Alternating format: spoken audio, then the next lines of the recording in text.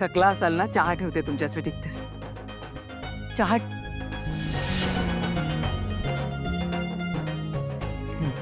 Welcome. हा अधीरा, ये. Thank you.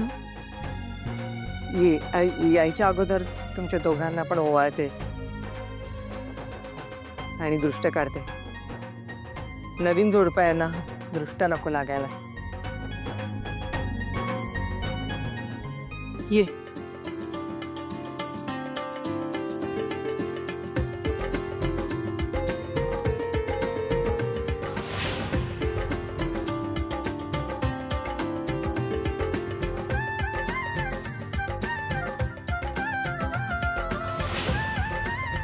दृष्ट काढते. हा,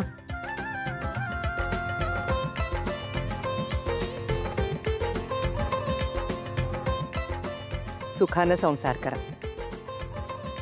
माप ओलांडण्याच्या अगोदर जरा तुझ्यासोबत काही बोलायचं. जरा येतेस? या श्योर.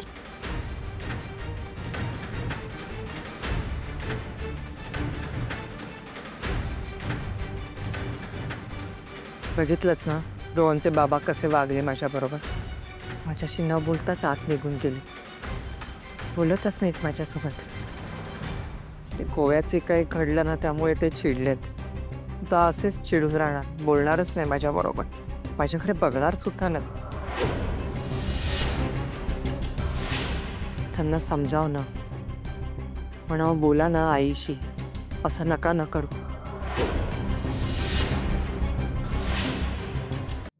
घरामध्ये नवी नवरी आली आहे आणि घरातले लोक सगळे आपापसात बोलत नाहीयेत, चिडून बसलेत. कसं दिसेल सांग अधीरा. घरातलं वातावरण बिघडेल ना. म्हणून सांगते, तू समजावलंस ना तर ते ऐकती, तुझंच ऐकती, दुसरं कोणाचं नाही ऐकणार ग.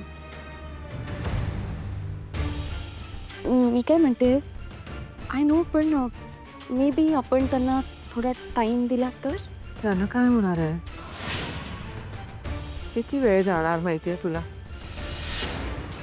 गोव्यामध्ये जे काही घडलं ती चूक झाली माझी. मान्य केलं ना मी, सगळ्यांसमोर मान्य केलं. सगळ्यांसमोर मी हात पाय पण जोडले ना. त्यांनी असं आडून नाही ना धरायचं. आयुष्यभर आता हे असंच आडून धरणार का? बोलणारच नाहीत का माझ्यासोबत? मला असं वाटतं की त्यांनी बोलावं ना, आपल्या सगळ्यांशी बोलावं. ते तर लोक तुला जबाबदार धरतील बाळा. पण ती नवी नवरी घरी आली आणि तिच्या पायगुणांना हे असं सगळं वातावरण बिघडतंय घरातलं.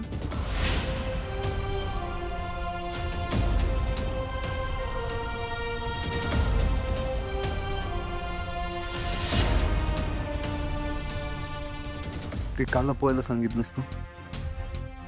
अरे नवी नवरी असते ना, तिथे मापटं ओलांडून आत येते. आता दारात जर मापटत नसेल तर नवी नवरी घरात येणार कशी?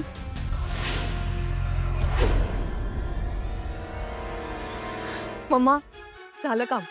ग्रेट. आता बघूया स्वानंदी या घराचा उंबरठा ओलांडून कशी या घरात येते.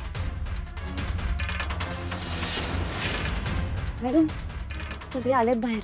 इंटरकॉमवर कॉल आला होता. मी औक्षणाचा तबक आणून देऊ? चालेल ना. त्याआधी मला सांग, सगळी तयारी झाली आहे ना नीट? हो हो, सगळी तयारी झाली आहे. मी माप ओलांडायचं मापटं पण भरून ठेवलंय. हो, अरे वा. कुठे?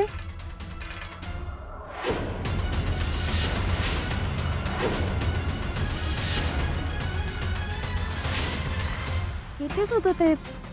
कुठे गेलं? इथेच होतं. मग गेलं कुठे? तू नक्की ठेवलं होतंस ना की विसरलीस? नाही मॅडम, मी खोटं नाही बोलत आहे. मी खरंच ठेवलं होतं मापटं इथे. अगं तू स्वतः ठेवलं होतंस तर ते कसं, ते उडून गेलं का? आम्ही इथनंच आलो नाही का? हा, आम्हाला दिसलं असतं ना. अगं तू ठेवलंच नाहीयेस. नाही मॅडम, मी खरं सांगते, मी स्वतः ठेवलं होतं इथे. तू ठेवलं तर गेलं कुठे? तुला कळतंय ना मी काय बोलते ते? समजतंय ना? चिटिया, काय चाललंय आहे तुझं? अगं आम्ही प्रवास करून आलो. का तिला असं बाहेर उभं ठेवलंयस तू? अरे नाही, गृहप्रवेश करायचा आहे ना, तर तिला 4 गोष्टी समजावून सांगत होते, बाकी काही नाही. ये ये ये ये ये. चल या, ते माप ओलांड आणि गृहप्रवेश कर. चल या. एक मिनिट हा. दादा, आता काय झालं सुश? काय ग? अरे माप ओलांडायच्या आधी उखाणाच घ्यावे लागतील ना? काय परत एकदा उखाणा?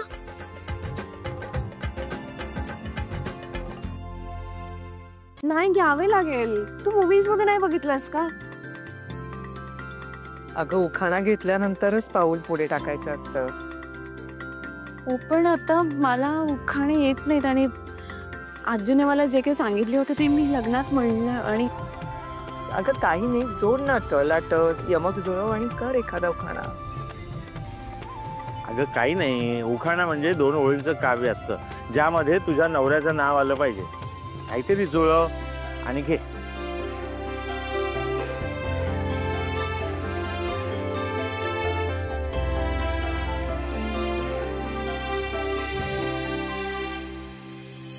अनु, काय झालं एवढं मल्लिका? काय झालं?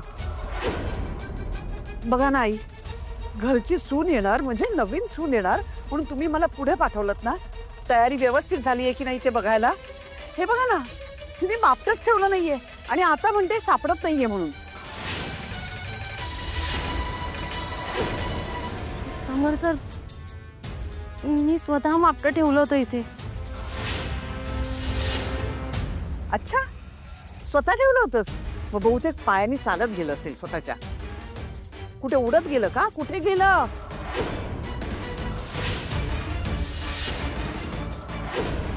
आई तुम्ही सांगा, मापटच नसेल तर नवीन सुनेला घरात कसं घेणार आपण? ग्रेट, म्हणजे आणखीन एक अपशकुन. हे लग्न ठरल्यापासून अपशकुनच होत आहेत ना सारखे. आता तर काय म्हणे मापटं गायब झालं. बघा, एखादी गोष्ट जेव्हा घडायची असते ना तेव्हा युनिवर्स आपल्याला काहीतरी साईन देत असतो. आता शांत व्हा गं तुम्ही जरा. रोहिणी, तू एक काम कर, तू साधा तांब्या घे, त्याच्यामध्ये तांदूळ वगैरे काहीतरी धान्य भर आणि त्याला ना कुंकू आणि स्वस्तिक काढ त्या तांब्यावर. आणि अगं अर्थ तोच होतो, काही बिघडत नाही. नको नको आई, असं काही आता करू नका की ज्यांनी काही अजून अशुभ घडेल. प्लीज नको आई. मला ना खरंच खूप खूप भीती वाटायला लागली आता. काकू, मास झाला आता हे सगळं.